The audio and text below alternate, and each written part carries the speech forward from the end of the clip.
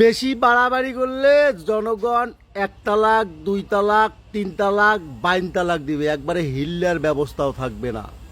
আমি বলে দিলাম, বিষয়টা মিলিয়ে নেবেন কিভাবে আমি একটু বলি। একজন বলতেছে নোয়াখালী বিভাগ বানাবে জামাতের নেতাকর্মীরা, আর একজন বলতেছে কুমিল্লা বিভাগ বানাবে। একজন বলতেছে বেকারদের চাকরি দিতে না পারলে ভাতা দিবে, আর একজন বলতেছে বেকারদের ভাতা দিয়ে ছোট করব না। একজন বলতেছে শরিয়া আইন প্রতিষ্ঠা করবে না, আর একজন বলতেছে ইসলামের দৃষ্টিতে দেশ চালাবে, একজন বলতেছে বেহেশতের টিকিট দিবে, আর একজন বলতেছে দাড়িপাল্লায় ভোট দিলে জান্নাত পাওয়া যাবে। আসলে এই যে বিভ্রান্তিকর অবস্থায় জনগণকে ফেলতেছেন, এই কারণে জনগণ আপনাদের তালাক দিবে ইনশাআল্লাহ 12 তারিখে। এ তালাক যে সে তালাক না, 1 তালাক 2 তালাক 3 তালাক 22 তালাক, যে তালাকে হিল্লাও থাকবে না। হিল্লা দিয়ে তো ফেরত আসা যায় নাকি?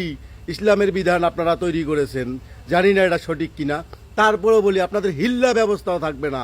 আপনারা এমন পর্যায়ে চলে যাবেন যে জনগণ আপনাদেরকে এমনভাবে তালাক দিবে 12 তারিখে যে আপনারা আপনাদের দিশ খুঁজে পাবেন না ইনশাআল্লাহ।